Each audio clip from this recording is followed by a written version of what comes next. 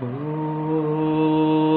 भूर्भुवः स्वः तत्सवितुर्वरेण्यं भर्गो देवस्य धीमहि धियो यो नः प्रचोदयात्। सबको सादर नमस्ते जी।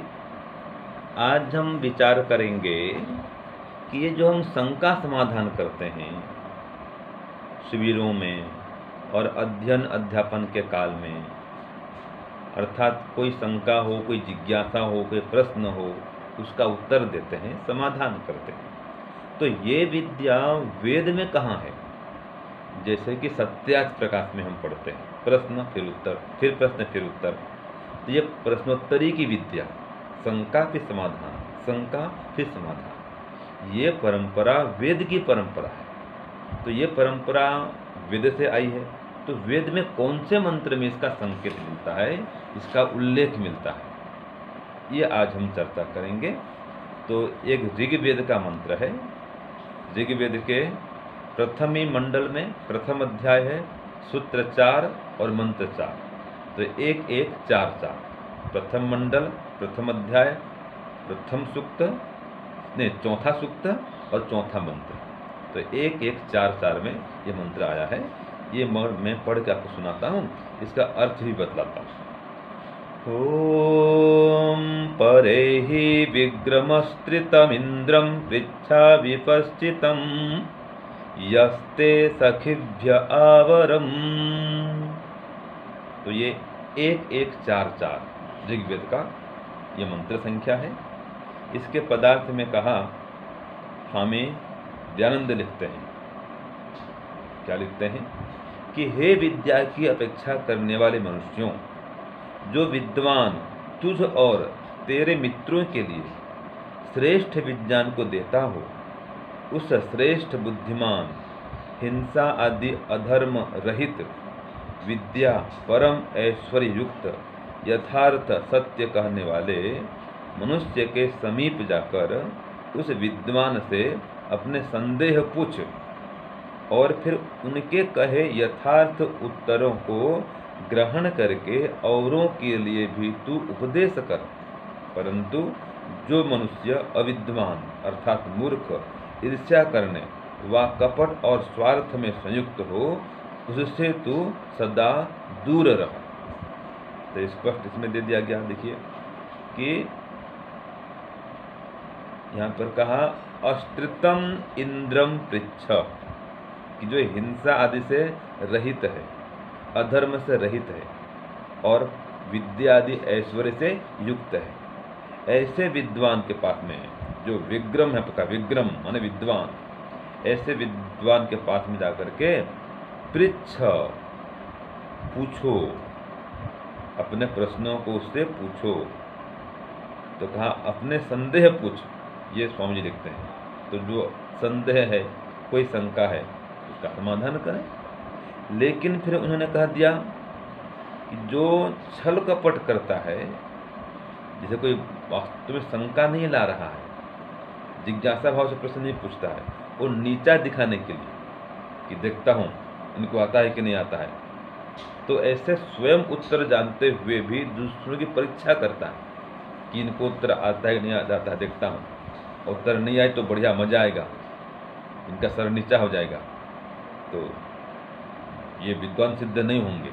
तो ऐसे दूसरों को नीचा दिखाने के लिए अगर कोई प्रश्न पूछता है, ये तो घोर घोर पाप है ये। तो ऐसा अगर कोई करना चाहता है तो उसके सामने मत जाओ।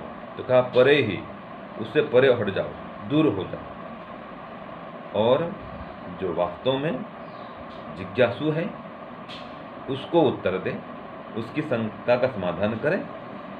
तो इसलिए कहा दिया कि हे मनुष्यों, जो तुम वास्तव में विद्या प्राप्त करना चाहते हो, कुछ सीखना जानना चाहते हो, तो जो विद्वान तुझको मित्र भाव से श्रेष्ठ विज्ञान को प्रदान करे, उसके पास में जाओ।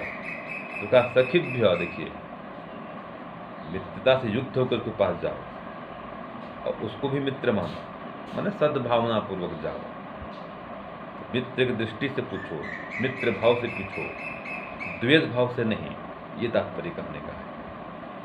तो शंका का समाधान करना चाहिए, प्रश्न पूछना चाहिए जिज्ञासा भाव से, अपने अज्ञान को दूर करने के लिए। और अगर स्वयं को उत्तर पता है तो फिर जबरन क्यों पूछे? तो अनावश्यक समय बर्बाद करना है, अपना भी दूसरों का भी, तो अनावश्यक नहीं पूछना चाहिए। तो इस बात को आज यहाँ पर बता दिया गया मंत्र में, ऋग्वेद में, कि शंका समाधान जरूर करें, इससे विद्या बढ़ती है। मित्र भाव से करें, द्वेष भाव से नहीं करें, और अपनी अविद्या का नाश करें, अज्ञान का विनाश करें। तो इसी बात को फिर स्वामी जी लिखते हैं भावार्थ में कि सब मनुष्यों को यही योग्य है कि प्रथम सत्य का उपदेश करने हारे, वेद पढ़े हुए और परमेश्वर की उपासना करने वाले विद्वानों को प्राप्त होकर अच्छी प्रकार उनके साथ प्रश्नोत्तर की रीति से अपनी सब शंका निवृत्त करें। स्पष्ट हो गया, देखिए कि प्रश्नोत्तरी की रीति से कहा, सब शंकाओं को दूर करें, उनका निवारण करें। फिर आगे कहा है, किंतु विद्याहीन मूर्ख मनुष्य का संग व उनके दिए हुए उत्तरों में विश्वास कभी नहीं करे। तो जो छल कपट करता है, मूर्ख है, उनका संग नहीं करे, और उनसे कोई प्रश्न भी नहीं पूछे। और अगर कोई वो कुछ बोलते भी हैं, कुछ बतलाते भी हैं, और वो व्यक्ति मूर्ख हैं, तो ऐसे मूर्खों की बातों पर विश्वास न करें। अपनी उसमें कुछ बात बताएंगे, किसी विषय में मत देंगे, तो जो अज्ञानी है, मूर्ख है, उनकी बातों पर विश्वास नहीं करें। जैसे कि आजकल चलता है ना जी संसार में, मन्नत मांगने पर मिन्नतें और मन्नतें पूरी होती हैं। वहाँ जाओ, उसका दर्शन करो, उनसे कुछ मन्नत मांगो, वहाँ जाने पर, दर्शन करने पर मन्नतें पूरी होती हैं, और ऐसे ऐसे प्रचार करते हैं। तो ऐसे लोगों की बातों पर विश्वास नहीं करें। तो जो झूठ फैलाते हैं, पाखंड फैलाते हैं, तो ऐसे व्यक्तियों से दूर रहें। वो जो बोलते हैं उन पर कभी भी विश्वास न करें। तो ऐसे जो मूर्ख व्यक्ति हैं उनसे दूर ही रहें, उनसे कोई शंका समाधान भी न करें, कोई पूछे भी नहीं। लेकिन जो विद्वान हैं, वास्तव में जानकार व्यक्ति हैं, उनसे प्रश्न पूछें और उनसे शंकाओं का निवारण करें। तो ये वेद की विद्या है, जो प्रश्नोत्तरी विद्या है। तो वेद में जगह जगह आता है, और भी मंत्र कई आते हैं। तो ये एक प्रमाण दिया गया कि पूछो विद्वानों से, उसके पास में जाओ और शंका का समाधान करो। तो ये प्रश्नोत्तर करना, ये वेद की विद्या है, ईश्वर की विद्या है। ये आज हमने इस मंत्र में प्रमाण के द्वारा जाना। तो आप भी इसको अपनाएं कि जिज्ञासा शांत करने के लिए प्रश्न पूछें, और फिर उत्तर पा करके संतुष्ट रहें, कुतर्क नहीं करें, और दूसरों को अपमानित करने के लिए प्रश्न नहीं पूछें। लेकिन जो जिज्ञासु व्यक्ति हैं उनको उत्तर जरूर बताएं, और विद्वान व्यक्ति से हम प्रश्न पूछें, जिज्ञासु बन करके उत्तर प्राप्त करें।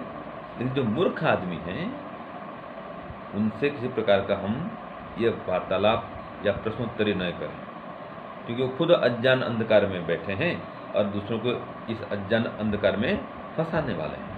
तो उनसे कोई प्रश्नोत्तरी नहीं करनी चाहिए, शंका समाधान उनसे नहीं करना चाहिए। तो जो भी शंका है उसका समाधान विद्वानों से करें, श्रेष्ठ विद्वान से करें, जो वेद का जाता हो, दर्शन, उपनिषद, व्याकरण का जाता हो, और जो जिस विषय का जाता हो उसको वो विषय पूछें। जो जिसका विषय नहीं है उसको विषय न पूछें, ये भी है। तो जिस विषय में मास्टरी करते हैं ना, दक्षता है, कुशलता है, उसको वो विषय पूछें और अपनी शंकाओं का समाधान प्राप्त करें। ये वेद का संदेश है। ओम शांति ओम शम, सबको नमस्ते।